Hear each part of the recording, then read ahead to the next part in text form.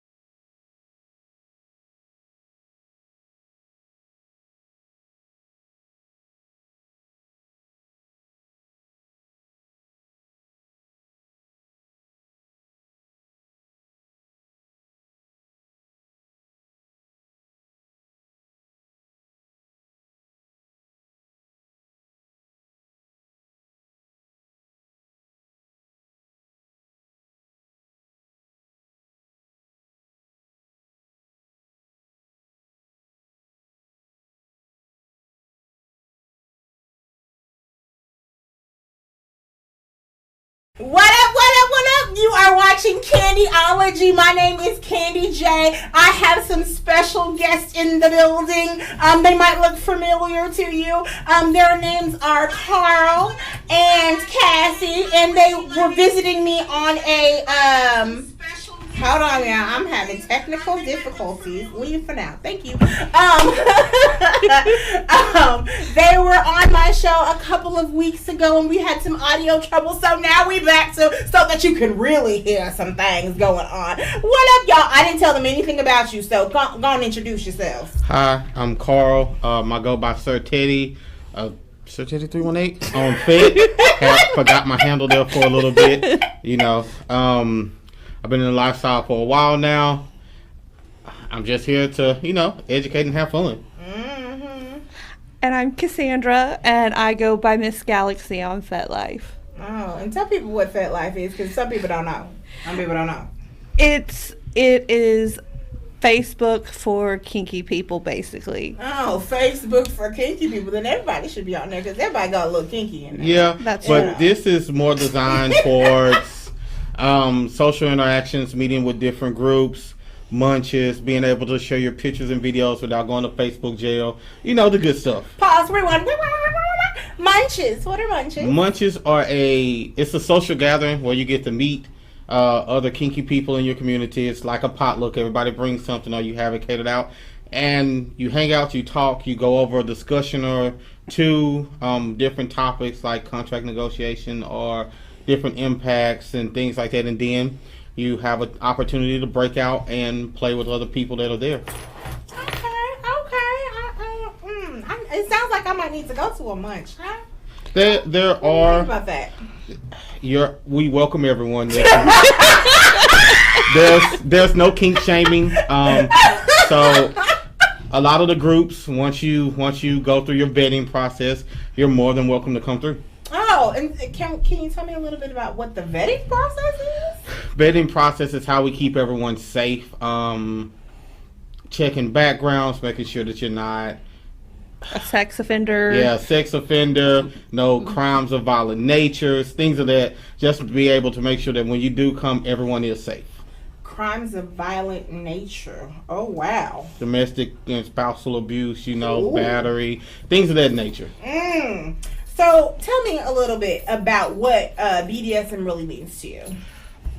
For me, we're in a DNS relationship, so Domme and sub. So I have majority of the control in the relationship.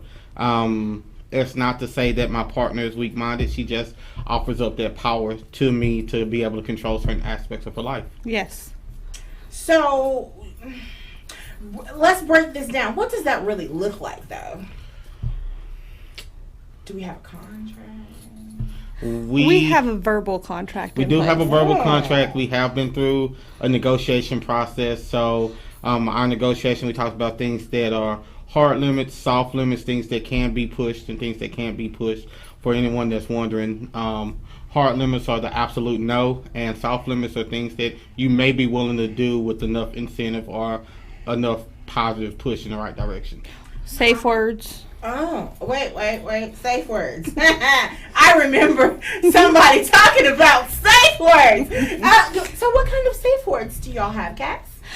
Well, in general, safe words run the color system, the stoplight system. So red, yellow, and green. For me, we add the color orange. So green, you're good to go. Everything's okay. Keep on playing. Yellow, slow down for, 30 seconds to a minute. I'm still good. I don't want play to stop. Orange, for me, I need maybe a couple minutes. Whatever you did may have hurt, but Gives her time to regroup. mentally refocus. Normally when she calls orange, she's like right there teeter-tottering over the edge of like what she can take and what she can't take. And then, of course, the all-important, we have red, which for us works. You don't necessarily have to use that color system. A lot of people have one safe word. So when that word's called, all play stops, immediate aftercare begins, things of that nature. We just have our color system so that we can continue to play and I can continue to push her limits and know where she's at all times. Okay, so I have a couple questions. Number one, give me an orange situation. What's an orange situation for you guys?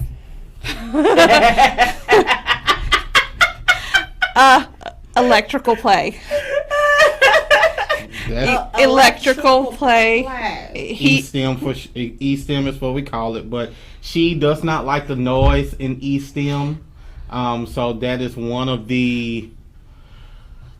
her oranges. So we can begin to play. A lot of times we have to use sensory deprivation.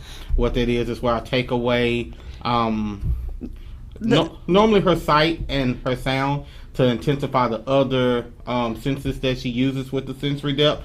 But we can do electrical play as long as she doesn't hear it. the noise of better. like the violent one or the to zapper, things of that nature, she does better. Well, we want to zapper. What's a to zapper? Oh. To zapper is a low voltage caliper. The easiest way of putting it. It's about that long. Do y'all see black, my eyes right now? Black Y'all see my handle. eyes? It has an electrical prong. You press a button, you tap it, and then it pops. Yeah. Or if you get creative and you put it on the skin and you hold it down and you drag it, it feels like an electrical knife. So it just like it tingles across all the way down. So it feels like you're being cut without being cut. Oh my God. It feels like you're being cut without being cut. Yes. Again, I said it feels like you being cut. But, okay, so, but that's not considered edge play though. No. No. That's So not edge play is very fun. For the person who's doing the edging, not for the person receiving the edging. Edge play is a consistent build up and getting you right to the point of where you're going to orgasm and then stopping. Yes. It's very fun. So I'm looking at some colors on the screen. What happened? Fist fucker. Red. What? Wait. What? Dildo, pink, no, and no. So these are just other people's colors and how they've termed things. Yeah, it looks like their definition. Their definitions, exactly. What are? Tie them up great. Yeah, all those kind of things. Yeah, no. So wait. So go back to edge play for a minute. Okay. What? Explain that again, because that didn't sound like something that. So in my most recent play, I tied Cassandra to the bed, and when I say tied, I tied her hands together, pulled the rope through the bed, tied her body to the bed with the excess rope, tied her feet together, and left her in a doggy position with the rope tied to her hair to where she was in a consistent doggy position. And then from there, I had built. Wait. You just said you tied it to her hair. Yeah. That way she would always be looking up and she couldn't put her head down. Oh, God. Okay. That way, if I wanted to use her face. As much as I could. don't like my hair. No. Yeah. So, Yes. and then in that base, I took. We have a wand, a Hitachi wand, a vibrating wand, and it has a setting to where it shoots all the way up like a roller coaster and then just stops. So I put that up against her clit, and I played with her the entire time, like the dildo and everything, getting her right there close to coming, and then I stopped. And so you have a vibrator that's going all the way up as strong as it can get, and then it just cuts off. That's like, orgasm denial. Yes. Oh. And it sucks. Oh. Oh wait. So you really think it's not pleasurable for you? It's not? Oh no, ultimately it ends in pleasure. But the denial, the edge play leading up to it sucks. That's so much fun. However, once he gives me that wonderful penetration, it puts me over the edge, and that orgasm is fantastic. So wait, what penetration are we talking here? Any kind of penetration. Any kind of penetration. So you're in this position, because if I remember correctly, you're describing it as a doggy position that you are tied completely up to this bed. You can't move, correct? Correct. Correct. Okay. So it doesn't matter, anal, vaginal. You can do either one, huh? Yes. Oh. He chooses what he wants, and he can take whatever he wants. Oh.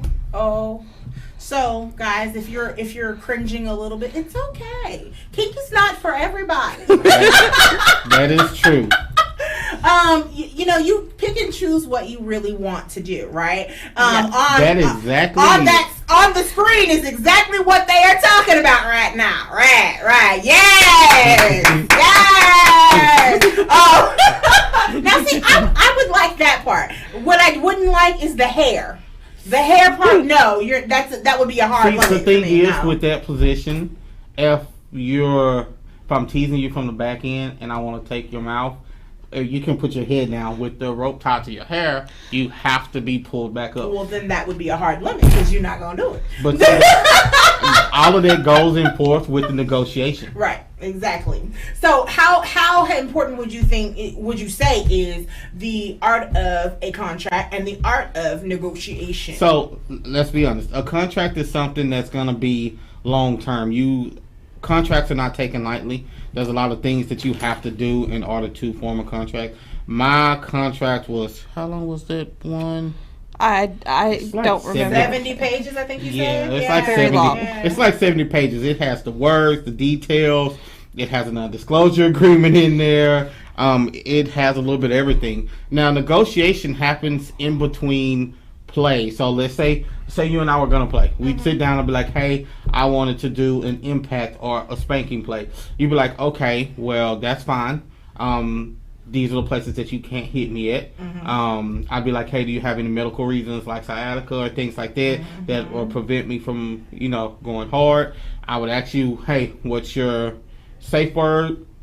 And another thing is strawberry shortcake. Hey, it is what it is. And another thing we would negotiate is like, aftercare, because that is important after a scene. So you can ask about aftercare or you can just straight give it, but certain people do prefer to have a special type of aftercare, whether it being cuddles, whether it ends up being, taken out to eat, words of affirmation, let them know how proud you are and how much they please you by being able to go to that point.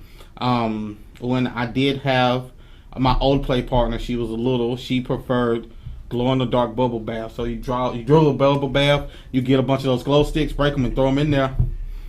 Okay, so explain to them what a little is. I know what it is, but explain to them. It's complicated. Little is a sub or a brat that has a younger mindset. It's a part of the age play. Most littles fall into an age range between 0 months, or some of them that do 0 months all the way up until 13, 14 years old. It's all about what age range that they want to be in that the daddy is comfortable with. Okay, so you've mentioned daddy dom and a regular dom and all these different words. Can you explain to the people what the difference is? A daddy dom is going to be the more caring, nurturing type. It's gonna be geared to like a father-daughter-ish relationship type thing. It's the nurturing and providing for the little. So like you allow them to color and do stickers, and they can draw you pictures and things like that. It's just keeping them in that mindset. With the dom, it's completely different. There is a caring and nurturing to a point, but it's not 100% there like it would be with the dom, with the daddy dom. So which one would you say you are? I float. I'm like in the middle. I'm a daddy dom. It is what it is. Like I do have my loving, nurturing moments, and then I have those moments where like he's sadistic. I'm 100% sadistic, and I'm just like, let's get it on. Let's try this. So being sadistic, that means that you really like to inflict the pain, correct? Yeah. It's not always sadistic. Doesn't plain. mean pain. It's not always pain. What would you say? I can be sadistic and inflict orgasms until you like just can't come anymore. So we're back to orgasm denial. No. That's considered forced orgasm. Oh. So I can be sadistic, and most people tap out at a certain point in orgasms. Sometimes it's 1, sometimes it's 5, but I lost track last night. Yeah.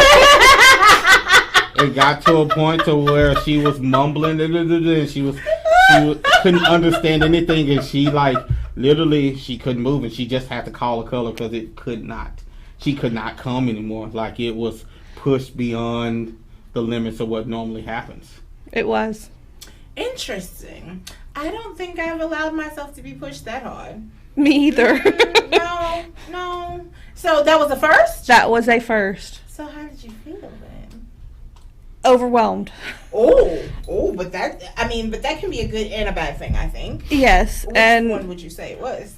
Initially it was a bad thing. Okay. And so Carl and I talked about it, and he held me while we talked about it, and I explained how it made me feel.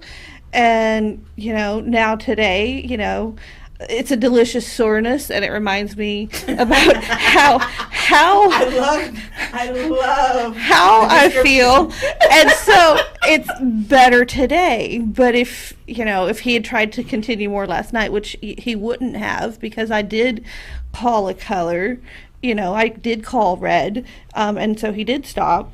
But yeah. Yeah. She feel her lady parts are feeling some type of way right now. They are. I don't know if that's. Okay, let me move on.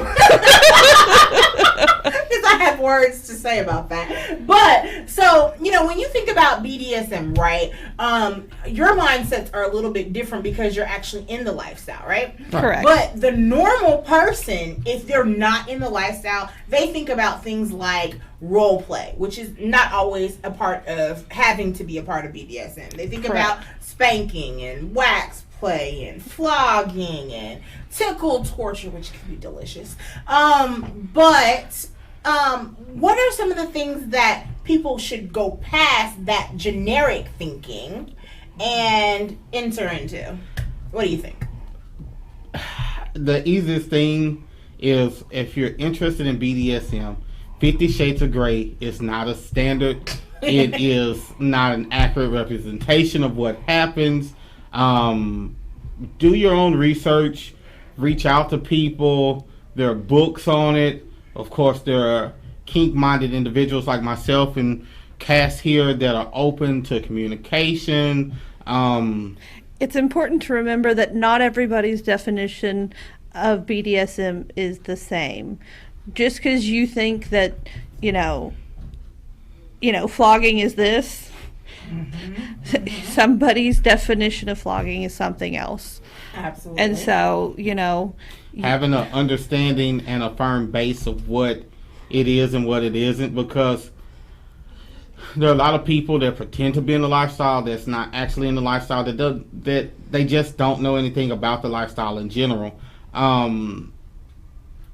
Make sure that you have an understanding and you're not just the sheep and someone's just leading you on and like, hey, I'm going to do this. And then it's been plenty of cases where people say, oh, I'm a Domme, and people have fallen for them. They've been taken advantage of. And just make sure that you understand what you're getting into and what you want, so that you can find someone that's actually in the lifestyle, that knows what they're doing and what they're talking about. I totally agree with that statement. So for instance, I was telling y'all the last time, right? So, I do research for my shows. And, again, I'm very well versed in BDSM, but it's always interesting to go back and look at some stuff. Oh my God. So look at this. I know y'all can't see it all the way, but this pink piece of paper says BDSM and kink terminology A to Z. A to freaking Z. And so some of the things that I was looking at, like, because I'm not immersed in the lifestyle, I kind of forgot about some things. So I was like, there is such a thing. Where is it? Oh my God. As an anal hook. Oh my God. Oh my God.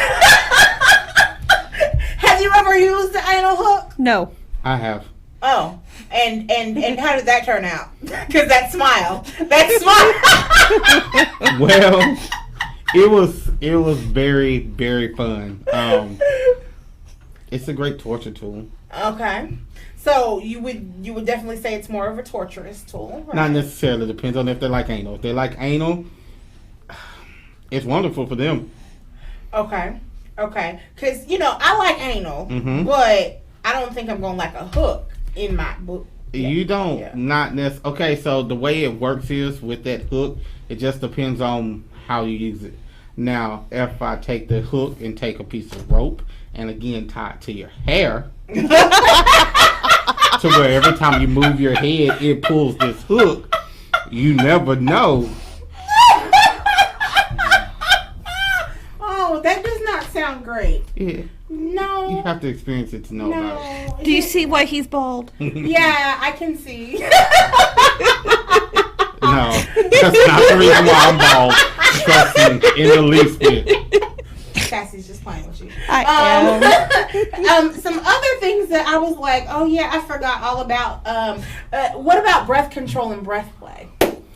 That is a special type of subject, because if you don't know what you're doing, You can kill somebody. You can. You can kill someone. But breath play is controlling someone's breathing or taking away their breathing in certain aspects. It can be extremely stimulating for both sides. Mm-hmm. Especially as a Domme doing breath play, you assume all power. Mm-hmm. So how would one do breath play? If you were just introducing it to someone, what would you be doing to them? That's difficult. So controlling the breath. So a lot of people just think it's like, oh, I'm just gonna put my hand on their throat and choke them out. Hand over your mouth and nose. Hand over your mouth and nose. Wow. It's some of that is in it, some of that is not. It's literally being able to put the hand on the throat, and there's a couple of places that you want to press it. And so while you're kissing or you're in the middle of a sexual act, you can actually control their breath. And one of the things behind it is, the orgasm, you have to breathe. Right. With breath play, for more of the scientific or the nerdy people like me, by controlling your breath, I can deny your orgasm. I was just about to say that. Back to that damn orgasm denial. It's a fun thing to do. Yeah, for who? for the Domme. Absolutely. I don't know about the other party. I like being choked, actually, but you do, again, safety. You have to be safe with BDSM. You don't want to crush the receiver's windpipe either. So what do y'all think about breast torture? Well, my nipples are pierced, so It's breast torture. Breast torture is pretty interesting. Just depends on what type of level you want to take it to, because you can take breast torture in a lot of different ways. So you can do breast bondage, so you can tie a rope and bond the breast, and then you can pinch the nipples, you can pull them, you can flog them, you can spank them, you can suck on them, you can bite them, you can do electric play and zap them. It's a combination of different things that you could do in breast torture. I've seen people do needles. Yeah, needle play. Needle play. That's not something for me. I don't have the training. Nor do I want the training, but it's out there. Okay. So, if you take a look at the screen, 10 all-time favorite BDSM roleplay ideas. Now, see, to me, these are very generic. But teacher, student, doctor, patient, these are all very generic. Wait, so number 4, please be careful with, because that is considered close to rape play. And if you do that, just know that the aftercare has to be provided for by someone who's not a part of the scene, because the theory behind it is, if I break in and I tie you up and I take advantage of you, even if it's been negotiated, your psyche is going to go to, hey, this person just took advantage of me without my consent. Yeah.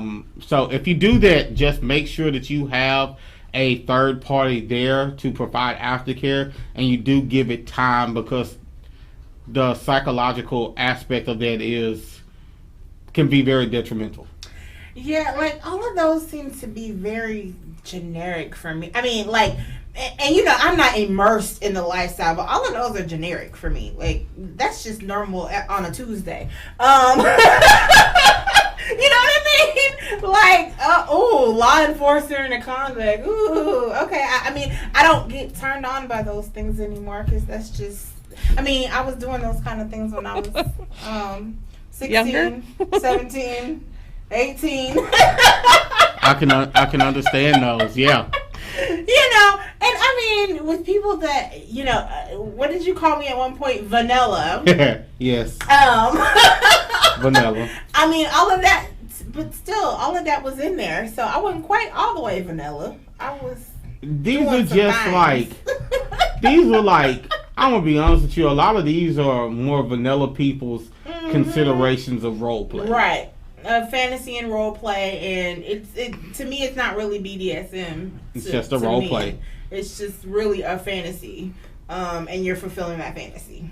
Mm-hmm. Let me ask this question. So, what kind of things would you say that somebody that wants to get into the lifestyle, where would you start them off at? That's a good one. So, reaching out to local groups and leadership would be one. What is it? BDSM.org? Yeah. They have BDSM.org. BDSM.org. It's not an accurate representation of what you truly are, but it's going to give you the guidelines for you to be able to make your decisions on, hey, is this accurate? I'm curious about this area. It gives you a baseline to start it. That's one of the things that I would recommend is taking that test. Take the in-depth test. Yes, definitely. Don't do the short one. Take the in-depth test, and it's going to give you your baselines of everything based off of that test. And be open and be honest. Do a lot of introspection. Don't just be like, this is what I think that the world wants me to be. Really, be honest to yourself, because, it's not what the world wants you to be. You need to be honest about what you want to be. So you told me a story about how y'all met. And I really need to hear that again. But we're going to take a quick break. And when we come back, I'm going to ask you about this story, y'all. We'll be right back on Power Play Radio.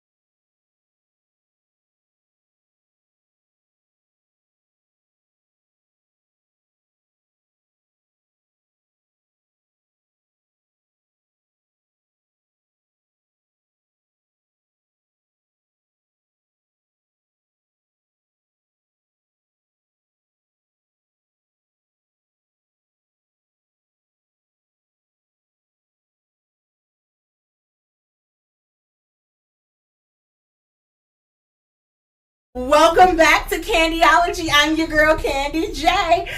Listen, if you are watching on YouTube, go ahead and hit that red subscribe button. Subscribe! So that you never miss out on another episode of Candyology. Right now, we Facebook Live. We on Power Play Radio Network. But hit that red subscribe button if you're missing it, okay? So, listen.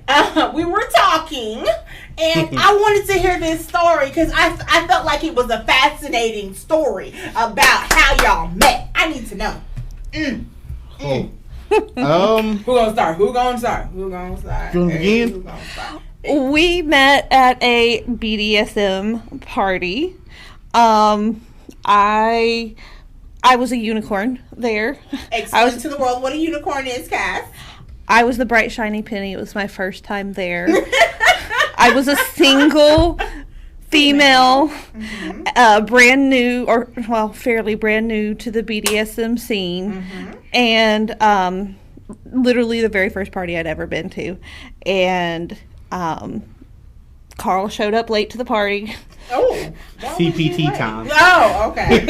Over. And as soon as he walked in, you know, just he instantly answered questions, and I'm sitting there shy in the corner listening. But after you know Q&A time, everybody goes upstairs, and you know I get to take my flogging from the master of the house that night, and they had a hot seat there, and a hot seat it's a stool, and it's an electrical stool. It is a stool that has a small Tesla coil would be the easiest thing that you sit on, and the chair conducts electricity, but the moment that you sit on the chair, your entire body conducts the electricity. When you turn it on. When you turn it on. It's still a stool, No, though. you don't get to hear none of that sound. You don't hear any of it. Just feel it. Yeah. So You get a little bit of tingle. I was a brat even then, and I smarted off to Carl. But wait a minute, wait. We're wrong, because you missing a part of this story. Oh. You missing a part of the story. So, you know, what happened before you got on this chair? You got spanked by the master of the house. I got spanked by the master of the house. And but what happened? How did the clothes be removed? I stripped off naked immediately. Right.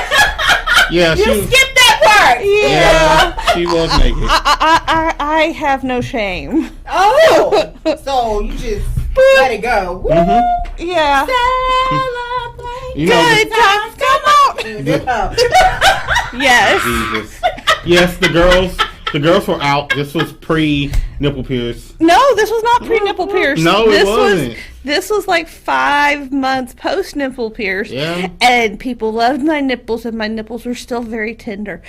But anyway. Anyway, she sat up on the chair, and I was using her as my demo dolly. Oh, okay. I do a lot of electric stim. I teach a lot about it when I actually have the chance. So I was using her as a demonstration. And so I was showing people different tools that I use to play with, the Wardenberg's wheel, a butter knife. His finger. Yeah, my finger. His tongue on my clit. Yeah, that was an interesting one. I mean, it sounds regular. No. So sitting on the chair, I have this little beard right here, and all of this becomes individual contacts. This scruff becomes contacts, so you know, in between your thighs, there's a lot of nerves there. So Right. I decided I was feeling extra, and so as she was sitting on the chair, I was like, I was being a brat. She was being a brat. I was like, hey, do you mind if I eat you out? She was like, whatever. She said something smart. So I go. And I ground myself out at first. So I sent the electricity while she was on the chair, instead of her conducting, it didn't really conduct. I grounded myself out. I took some of the electricity away. And so I was doing what it do. And she smarted off and she said something. I was like, I was just being nice. And she was like, she said something that's smart. So I ungrounded myself and I took my tongue and I licked her clit. And she damn near jumped. I came alive. Instant light up, like, oh my God, wait, what? Yeah, it was an interesting night. Which was crazy, Because normally I'm a little bit more reserved in it, if you can actually believe it, especially at parties. No. Wait a minute, what y'all don't know is, Oh. It was not a chair like Wait a minute, that's not the chair, though. No. That is not the chair. Take that out.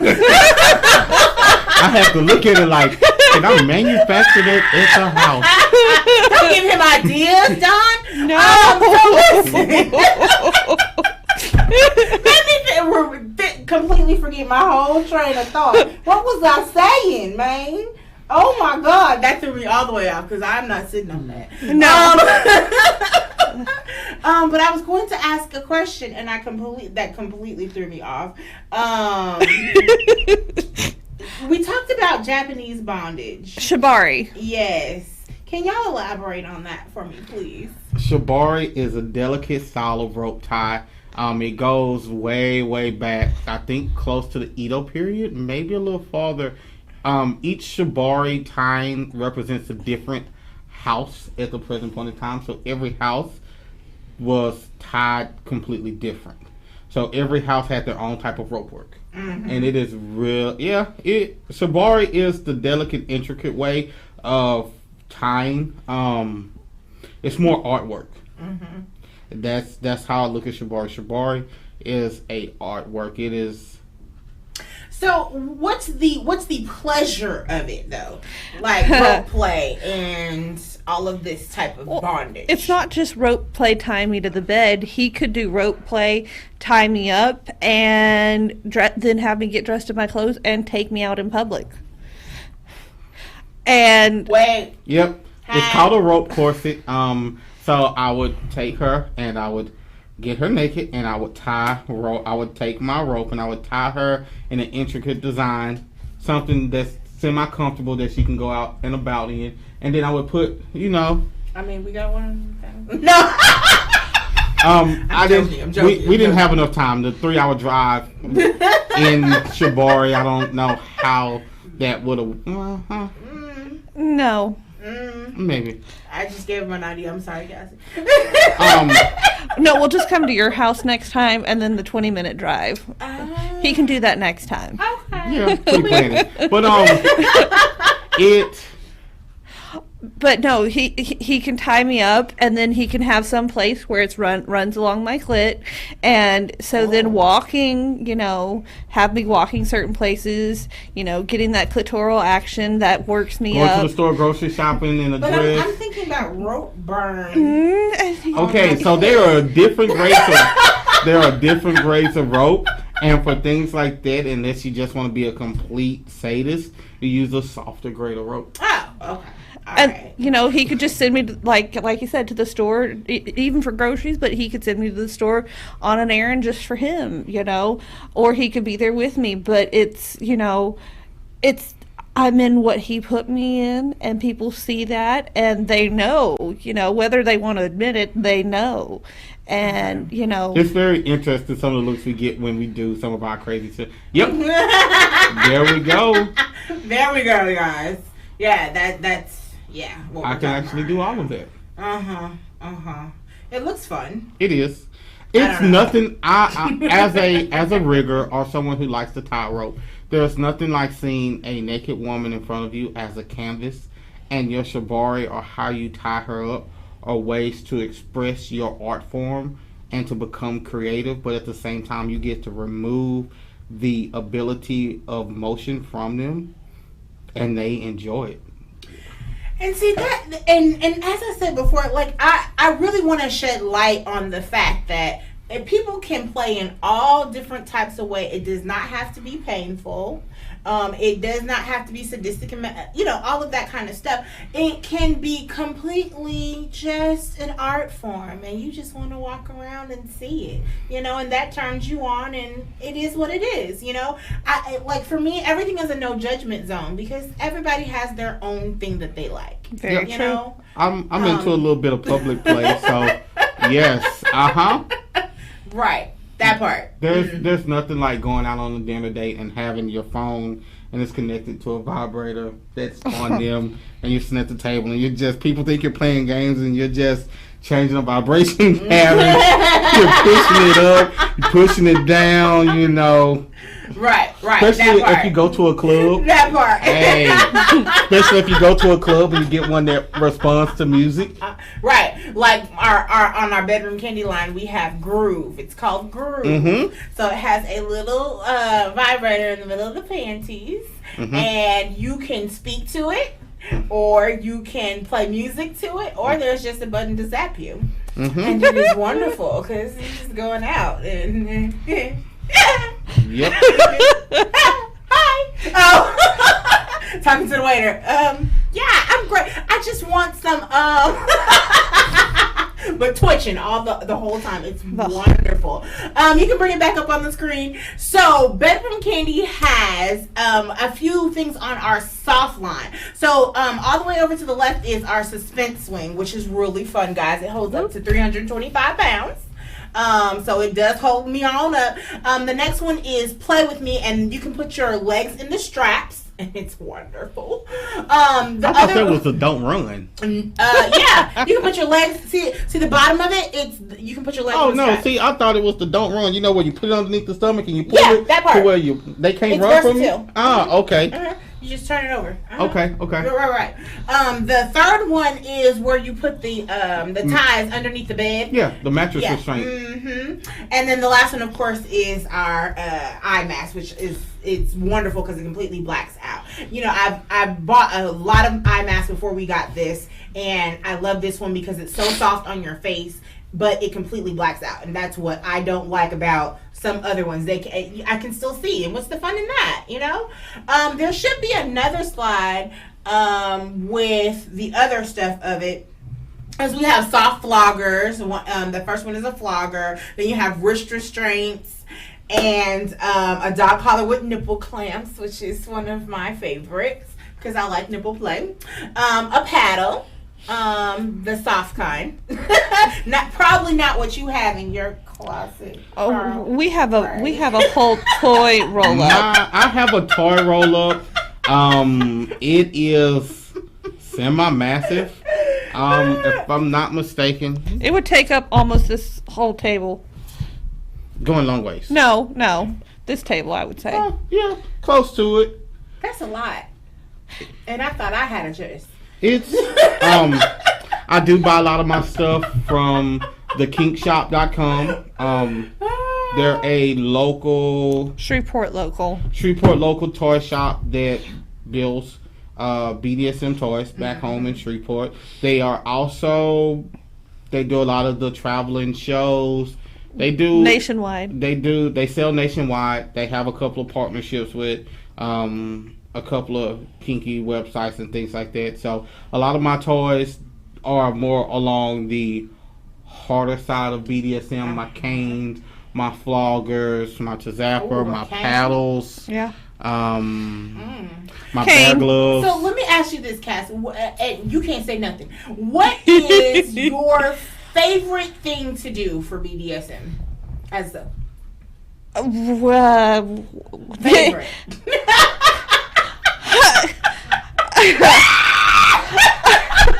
I mean, face though. I can't label just one. Yes, like, give me one. No, I can't. I mean, 10, 9, no. 8, Okay. 7, 6. Flogging, fisting, sex in general.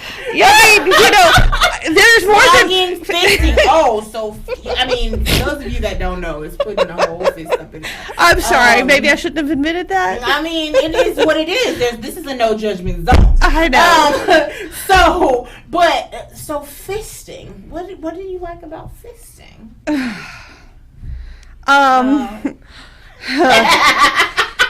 See, I like making your face flush. Because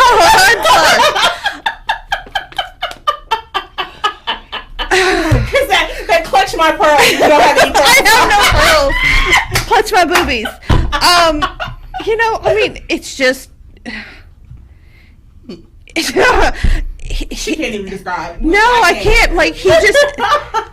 It's, He provides me pleasure anyway, but it's just more pleasure, and he fills me even more, and I don't know. I mean, it's just watch the videos. Watch videos. You see the pleasure that it brings, and squirting, and I mean, like. Yes, and I've seen it. I've tried it. I don't like it. That's just my preference. Right. Because even too much penis, I'm just like, yeah. If you don't know what you're doing, and so it's the same thing with fisting. If you don't know what you're doing, then it's not. A lot of people think, oh, I'm just going. No, Right. it's not that at all. It's not a boxing match. No. I'm sorry, babe. It's not a boxing match. This is not I'm going in there just going heavy hardcore. I'm sorry. So let's just be honest. So, one more question before I start wrapping up, because guys, we've been on for about an hour. So before all of this stuff goes down, right? what leads up to this? I mean, because you can't just especially a lot of these things where you're about to do role play and there's this amazing sexy thing called consent. Mm-hmm. That's one of the biggest things that goes down. You can do negotiation, you can talk about it all day, but until I have a yes, none of that means nothing. But I mean, like we on a Wednesday, and you decide you want to do all this. I mean, we've gotten the consent, we're doing all the negotiations on a Wednesday, random Wednesday. How does this begin?